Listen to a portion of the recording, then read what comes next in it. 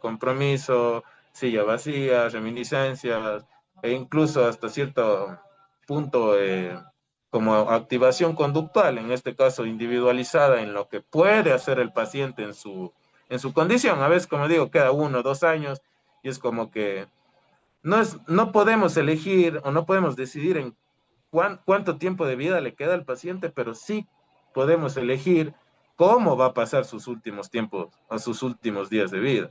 O sea, y si quiere pasar lo mal, lo que se ha hecho antes, llorando, sufriendo, lamentándose en una cama, pero no, o sea, en la actualidad incluso por eso se da hasta la opción de la eutanasia o en la actual que la que utilizamos. O sea, hay veces que incluso se le manda al paciente a la casa con tipos de sedantes y ya, o sea, porque ya muchas veces ya no hay que hacer y el hecho de aferrarse, lo único que hace es dificultar sus últimos días. También quisiera saber si a usted le ha suponido algún impacto emocional desempeñarse en este ámbito hospitalario. Claro, no, sí, sí. Sí, más de una vez, la verdad. Uno ya creo que con el oficio y con los años uno puede, durante ese momento, ser netamente profesional, ético, no mostrar ninguna señal de que estoy afectado, porque, o sea, imagina, sería perjudicial al paciente. Y uno, bueno, ya con el tiempo, al menos yo personalmente,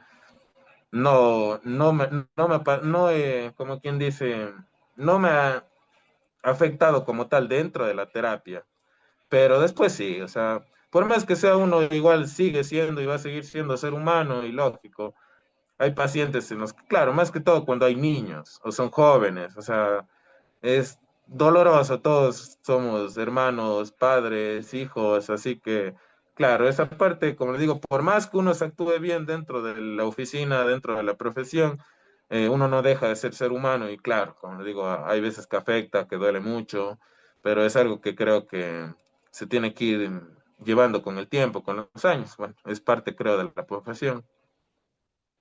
Y ya.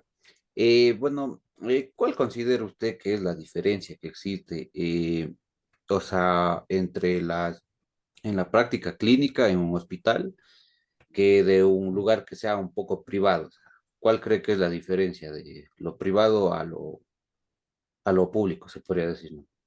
Bueno, sí, bastante diferencia, la verdad, porque creo que todos hemos escuchado normalmente por ejemplo, hablando de el ámbito de la salud, siempre sabemos que lo privado es como que normalmente mejor atendido en todo sentido.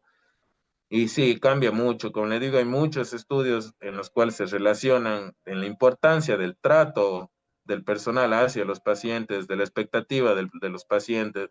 En el COVID, asimismo, se vio la diferencia entre pacientes que a pesar de padecer la enfermedad, mantenían como que una esperanza o que se mantenían optimistas influía mucho a otros pacientes que, como quien dice, emocionalmente se resignaban. Se ha comprobado que los niveles de cortisol elevados bajan las defensas, afectan el sistema inmunológico, así que sí hay una diferencia considerable entre los dos. A uno como psicólogo clínico creo que yo recomiendo hacer las prácticas dentro de el sistema público porque le ayuda bastante uno para el carácter, uno necesita, lógico, necesita mucho más paciencia, mucho más esfuerzo que un lugar privado, lógicamente. El sistema en el que trabajo yo, el Ministerio de Salud Pública, es bastante complejo, bastante exigido. Lastimosamente, a veces no hay los insumos médicos suficientes, los pacientes se enojan, a veces gritan a uno mismo y sí influye, pero como digo, no es justificación de nosotros como personal médico eh, quejarnos o por poco desquitarnos con la gente, o sea, tampoco, o sea, como digo, hay límites, también las personas a veces lastimosamente tienden a ser un poco no empáticas con el personal, porque hay cosas que se nos va de las manos, pero bueno, como le digo, sí hay una diferencia, por eso mismo nosotros trabajamos para la empatía mutua, tanto de las personas con nosotros y del personal con las personas. ¿Qué ventajas o desventajas se podría decir, ¿no? Que existen en este contexto, o sea, en el contexto del privado, del público, o sea, ¿cuáles cree que son las ventajas que se tiene? Las ventajas de estar, como digo, en un lugar privado es que normalmente tienes acceso más rápido, tienes mayor facilidad en equipo, por ejemplo, normalmente suelen tener a veces más equipo, tienen más personal médico capacitado, las instalaciones a veces suelen ser más grandes. Esas son las ventajas. Las desventajas es que, por ejemplo, las ventajas del Ministerio de Salud es de que si hay una buena atención, por ejemplo, si hay el personal que trabaja dentro del Ministerio de Salud Pública, normalmente son personal bastante capacitado y como le decía, a veces el mismo hecho de trabajar tantos años o bueno, los años que sea dentro de ese tipo de plazas de trabajo ayuda bastante a uno. No es que todo en la experiencia.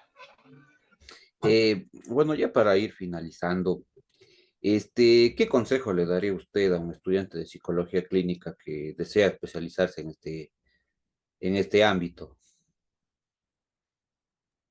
Era, bueno, el consejo que podría dar, bueno, yo también, el tiempo pasa rápido, pero ¿qué le diré? El tiempo dar para las personas que ya están acabando la carrera es tomar a todos los pacientes que llegan a tener, sea el área pública, privada, sea el área de niños, sea el área neurológica, siempre tener esta empatía, acordarnos, como les digo, con los años, lógico, uno se vuelve ético, a veces aparentemente se vuelve un poco más frío porque se acostumbra ya, pero no perder esta parte humana, ¿no? Que no por el hecho que a mí me paga el Estado, ser un poco indolente con el resto de personas. Como digo, ya, o sea, por la misma profesión, o sea, el hecho de no subestimar en este aspecto